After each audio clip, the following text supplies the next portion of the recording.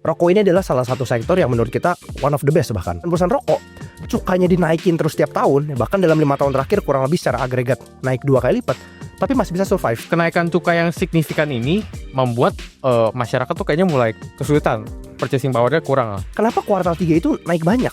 Kan katanya lagi tertekan nih. Gudang garam kita udah bahas, Wismilak kita udah bahas, Sampurna kita udah bahas. Menurut lu, dari ketiga ini, dengan kondisi sekarang ya, mana yang paling bagus dan mana yang paling challenging? Yang paling bagus menurut gue sih tentu yang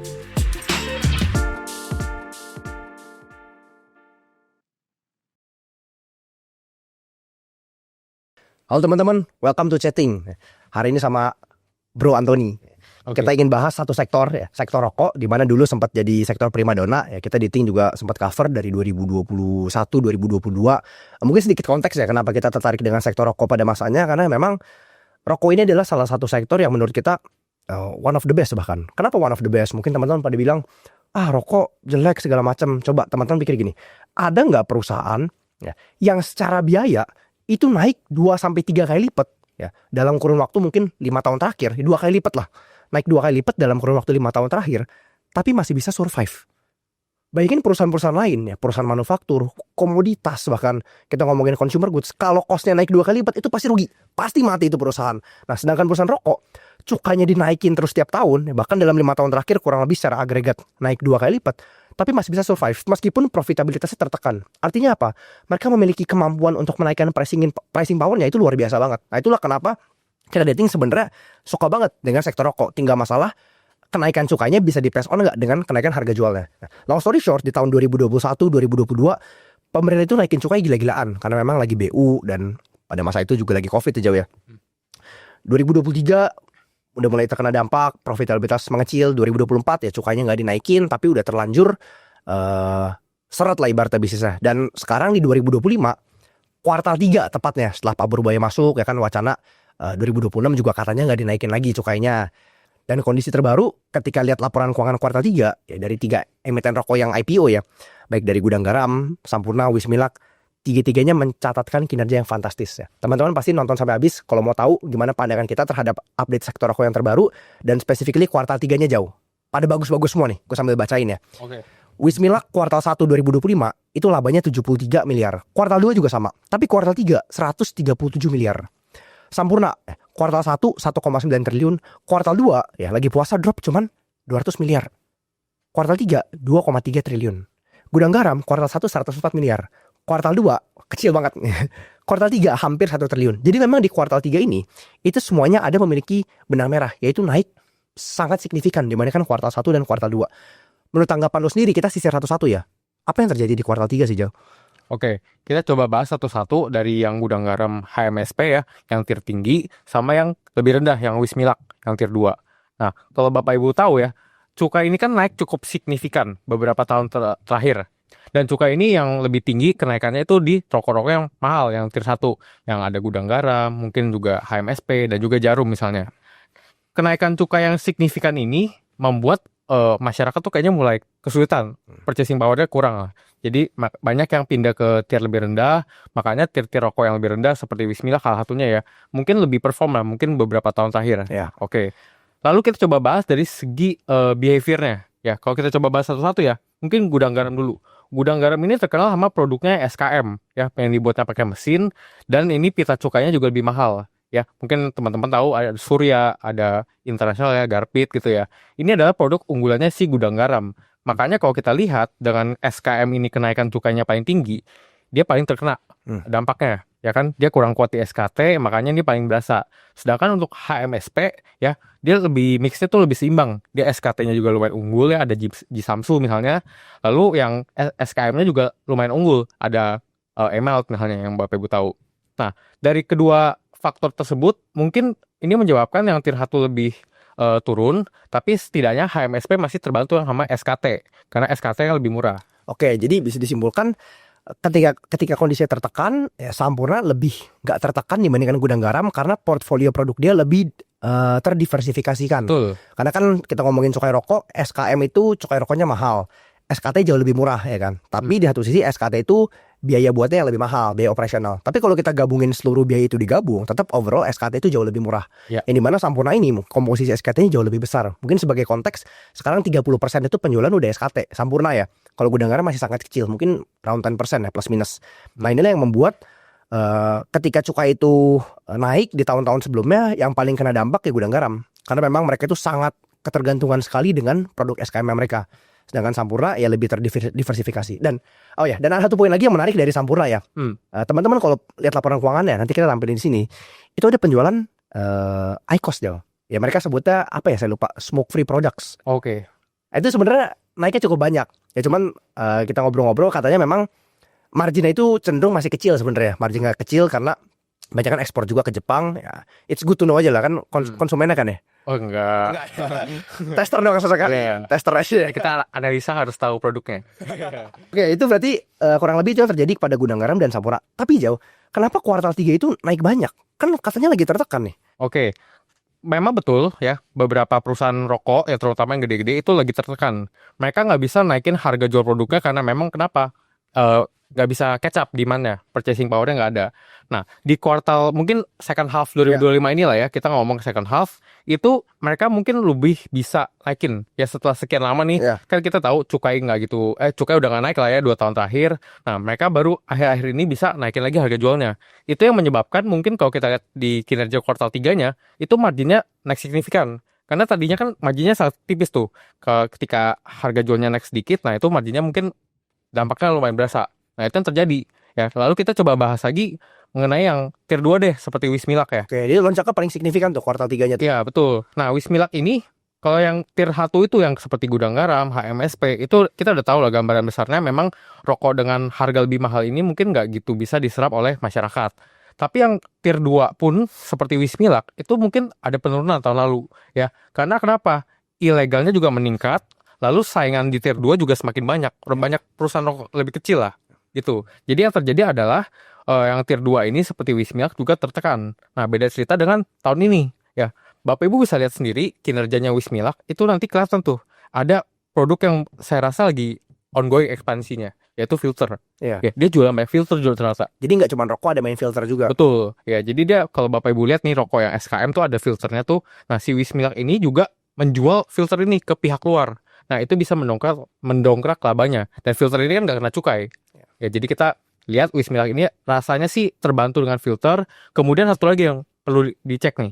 Wismilak ini lagi banyak development di SKT-nya. Oke. Gitu. SKT-nya lagi ada ruang untuk pertumbuhan ya. Betul. Oke, mungkin sekalian gue mau ceritain sedikit konteks ya. Lu inget gak Jo, pas masa-masa 1-2 tahun lalu, itu kan gini lah, SKM itu paling berjaya kan. SKM paling berjaya. Kemudian SKM tier 1 mahal, pada pindah ke SKM tier 2. Wismilak sempat booming tuh di tahun 2023 lah kurang lebih kan, labanya naik banyak. Tapi ada satu waktu di mana harganya udah naik kemahalan, nggak laku juga di pasar, volume drop banyak di tahun 2023. Alhasil apa?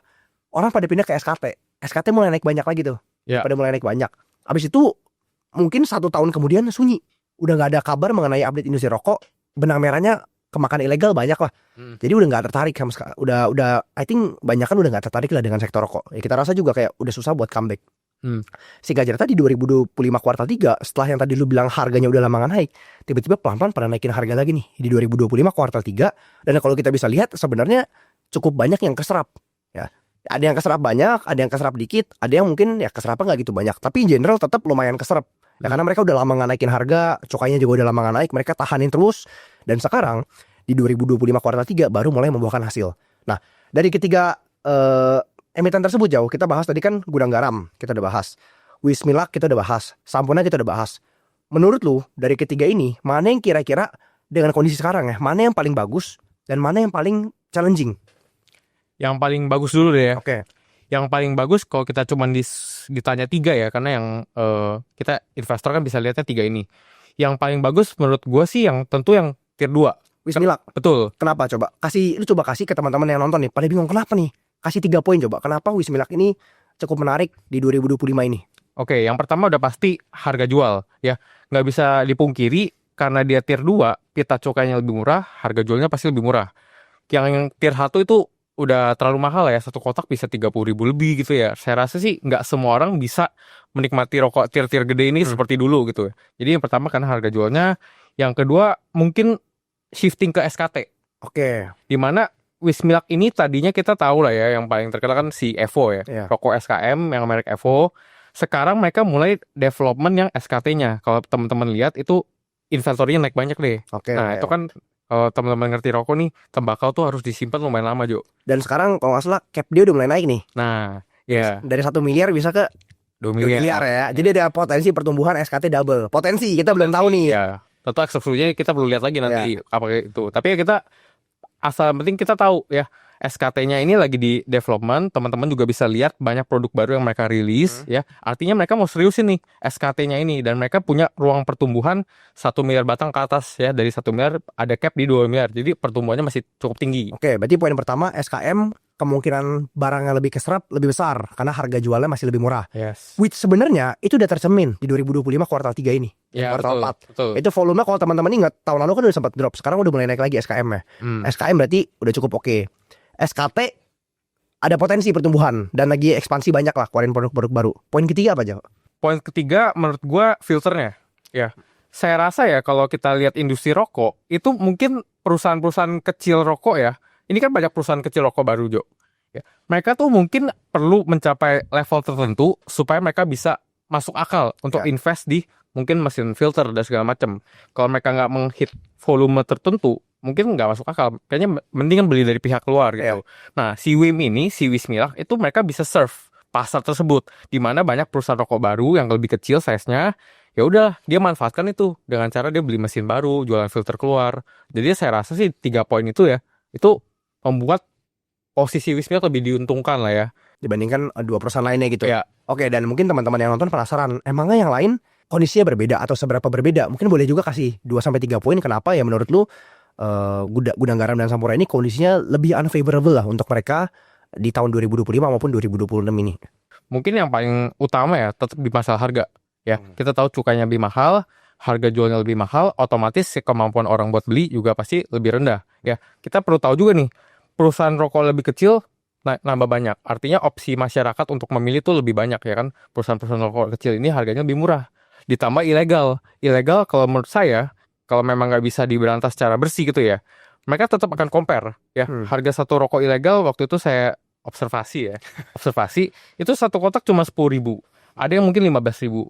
Nah, rokok-rokok tier 2, misalkan Wismilak, SKT-nya mungkin dengan pita cukai yang lebih murah juga, dia masih bisa bersaing lah ya. Mungkin satu kotak 12.000, 15.000. Even yang tier pertama yang sekelas HM Sampurna gitu ya, itu SKT-nya aja masih di atas 25.000. Jadi memang ini masalah harga ya, itu nggak bisa dipungkiri beda jauh, Jo. Jadi I think kalau untuk harga yang udah sekelas tier-tier besar seperti Gudang Garam, Sampurna yang di atas 30.000 tuh uncertainty-nya masih lebih banyak. Ya apalagi memang kondisi lanskap persaingannya itu nggak fair juga. Kenapa nggak fair? Karena ada ilegal yang nggak bayar cukai. Kecuali orang nggak ada opsi di antara beli rokok tier 1 atau tier 2, ya mungkin orang-orang yang kepepet masih mau nikmatin rasa yang enak dengan harga yang beda sedang gitu ya. Ya udah nih tier 1. Tapi kalau jomplang harganya terlalu jauh, orang kan mikir juga. Dan mungkin teman-teman pada mikir, emang harganya beda jauh? Volume drop dikit apa ngaruhnya sih? Kita kasih bocoran sedikit di sini deh. Untuk perusahaan yang cost structure-nya itu stabil, ya, biayanya stabil, biaya operation stabil, biaya distribusi stabil, COGS-nya stabil, ya. Dengan penurunan volume 5% aja itu ke bottom line itu ngaruhnya gila-gilaan. Dan itu kalau teman-teman perhatiin selalu terjadi di perusahaan rokok setiap kuartal 2 biasanya. Ketika musim puasa, coba teman-teman lihat ya, lihat tampilan di sini, pasti profitabilitasnya drop parah. Ya, kalau teman-teman nanya kenapa? Karena volume sesimpel itu. Ya, sebagai gambaran ya, misalnya kita lihat deh, perusahaan Gudang Garam Sampurna pada masanya satu kuartal bisa mencetak 20 miliar batang. Mereka menjual 20 miliar batang, 15 miliar batang, 15 sampai 20. Pas musim-musim puasa turun 20% volumenya. Itu bottom line-nya gila langsung kempes coy. Karena memang ya, volumenya turun 5-10%, cost-nya stabil, bottom line itu ngaruhnya gila banget. Jadi itulah kan efek multiplier kita sebut ya. Atasnya potong 5%, bawahnya bukan potong 5%. Wow, itu berkali-kali lipat karena volume kena sedikit aja, bawahnya kena banyak. Jadi itulah kurang lebih kenapa kita rasa ya even di kondisi sekarang tier 2 itu tetap yang masih paling diuntungkan. Yang dimana di 2025 ini ya siapa yang nyangka ya Wismilak tiba-tiba kinerjanya naik banyak banget. Gudang Garam dan Sampurna udah naik juga. Cuman kalau kita bandingin dengan peak kinerjanya itu sebenarnya masih cukup jauh. Sedangkan Wismilak bisa dibilang udah hampir kembali ke peak lagi kinerjanya. within 6 bulan ya, 6 bulan terakhir kurang lebih. Mungkin dari lu ada tanggapan lagi aja untuk teman-teman yang lagi lirik industri rokok nih atau mulai FOMO nih. Waduh, Bismillah naik banyak nih, udah 1.800. Kayaknya kinerjanya bisa all time high di tahun depan. Ya, Gudang Garam Sampurna juga kayaknya bisa ngejar nih ya, daripada ketinggalan kereta. Ada tanggapan nggak? Menurut gua tetap kita mau lihat ya seberapa serius pemerintah mau memberantas atau membantu industri rokok ya. Yang pertama kita lihat sendiri rokok ini merupakan kontributor penerimaan negara terbesar dari cukainya. Dan cukai ini setelah dinaikin segitu banyak ya, ternyata volumenya malah kena. Makanya kan penerimaannya juga turun. Kalau kita lihat Menteri Keuangan sekarang sih rasanya sih dia lebih mau serius Ya. untuk membasmi entah itu rokok ilegal ya, dan juga memberikan dukungan ke pemain-pemain industri rokok. Oh, dan gue sedikit tambahin juga. Ya. Di 2025 ini yang terbaru itu penerimaan cukai akhirnya for the first time udah nggak turun lagi. Oh Mereka iya. sempat share kan, itu Betul, for the betul. first time ya. Tentu kalau teman-teman rasa itu karena kenapa ya? Karena memang udah nggak dinaikin setelah 2 tahun. Itu akhirnya baru mulai berasa. Dulu kan selalu naik tuh pendapatan dari cukai. Sempat ada masa-masanya turun. Ini udah bukan nggak turun lagi, minimal udah stabil. Ya. Udah stabil ya, dan itu karena kenapa ya? Karena memang pemerintah udah mulai lebih support lah pengusaha-pengusaha di industri rokok. Ya, kalau memang kita cukainya nggak naik, tapi penerimaan cukainya naik, nah harusnya sih volumenya meningkat. Harusnya. Artinya mungkin ada sesuatu yang mungkin kita sendiri belum tahu di lapangan, entah apakah rokok ilegalnya mulai diberantas, entah apakah mulai ada mungkin entah dukungan lain ya yang membantu industri rokok, ya kita will see lah ya ke depannya seperti apa. Atau buying powernya juga bisa udah semakin better lah kondisi sekarang, bisa jadi kan. So at the end ya we'll see ya ke depannya bagaimana.